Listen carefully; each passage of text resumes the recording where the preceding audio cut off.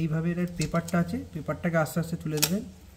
এখানে সিল আছে, চেক করার পরই এই সিলটা কাটবেন, তার আগে কাটবেন। আমার চেক করা আছে, আমি তাই সিলটা কেটে দিলাম।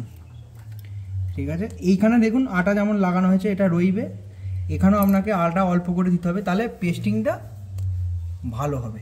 ঠিক আছে, এখানে কিন্তু খুব বেশি মানে জেবড়ে দেবেন না, খুব হালকা করে অল্প অল্প দেবেন, এটাতেই হালকা করে দিলেই এটা ধরে নেবে।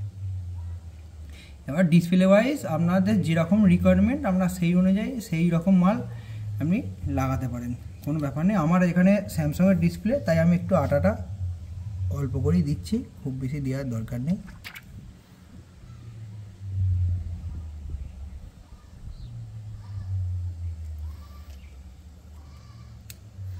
আর আরেকটা জিনিস বলছি, এই যে পাতা আছে, এই পাতার জায়গায় কোনো সময় আপনি আটা দেবেন না, এটাতে কী হয় অটো টাচ বা ডিসপ্লে কাঁপা এইরকম জিনিসগুলো এসে যাবে, তাই একটুখানি ফাঁকা জায়গা দেখে আপনি আটাটা দেবেন। বন্ধুরা এরকম করে শিখে নাও, খুব আস্তে আস্তে কাজ, কোনো তাড়াহুড়ো করতে হবে না, খুব সুন্দরভাবে হবে, এরকমভাবে লাগাবে। এটা লাগানো হয়ে গেল, লাগানোর দেখুন এই আগেরটাও লাগানো আছে, লাগানোর পর এইটা একবার ভালো করে দেখাও তো ক্যামেরাতে। এই দেখুন এখানে আটা লাগানোই আছে, এখানেও আমি লাগিয়ে দিয়েছি, কিন্তু সঙ্গে সঙ্গে জুড়বো না, একটু সময় দেবো, আটাটা মিনিমাম 2 মিনিট সময় দেবো, তারপরে আমরা জুড়বো। বুঝেছি, শুরু করছি।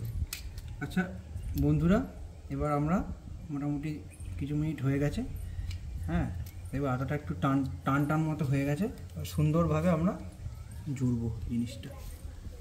এখানটা খুব সাবধানে করতে হয় এবং সমানভাবে, এই যে আমি যেরকমভাবে জুড়ছি আপনারা খুব সাবধানে ফ্রেম টু ফ্রেম এরকমভাবে লাগাবেন, নাহলে কি হবে, যদি উল্টো পাল্টা হয়ে যায় ডিসপ্লেটা বসবে না ভালো করে, তাই এটা একটু মাথায় রাখবেন।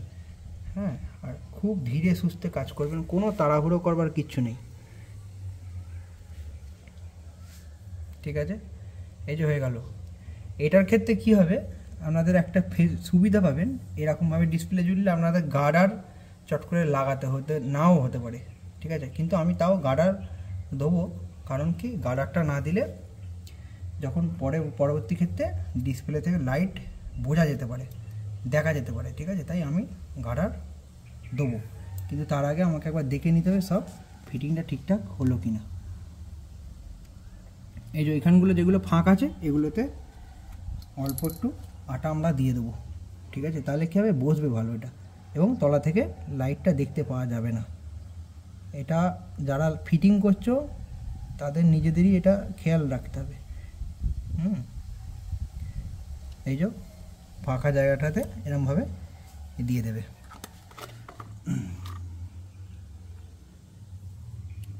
আর অলওয়েজ লাগাবার পরে এই ক্যাপটা অবশ্যই লাগাবে এই আটাটার, নাহলে কিন্তু এটা টেনে নেবে।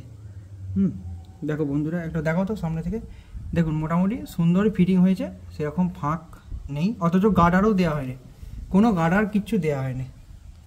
ঠিক আছে, এবার আমরা একটা একটা করে লাগানো শুরু করি। বোর্ড সাববোর্ড এগুলো আস্তে আস্তে লাগাবে তোমরা, যে ফোনে যেমন, এটা স্যামসাংয়ের ফোন বলে আমাকে এরকমভাবে করতে হচ্ছে, অন্য মোবাইল হলে এত কিছু করতে হয় না।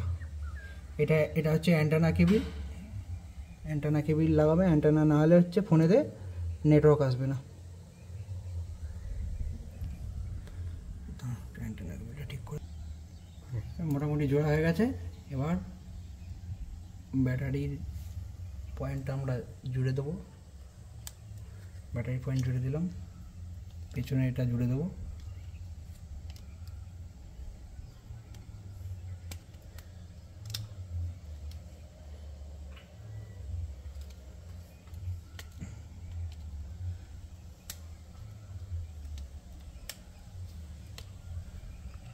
জুড়ে দেবো,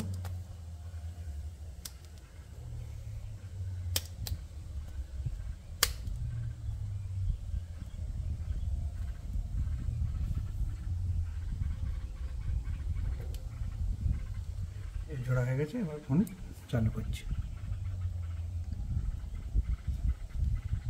দেখুন বন্ধুরা, আপনাদের সামনে ফুল ডিসপ্লে ফিটিং করলাম। এর যে ব্যাক প্যানেলটা আমি আনা হয়নি, এটা এখন জোড়া নয়, এটা সব কিছু হয়ে যাওয়ার পর লাস্টে পেছনে শুধু ব্যাক প্যানেলটা জুড়িয়ে দিলেই কমপ্লিট হয়ে যাবে। আমরা এটাকে রেখে দেবো, এখন শুকবার জন্য সময় দিয়ে দেবো, আর আমরা ততক্ষণ ফোন চালু করে দেখাচ্ছি। দেখুন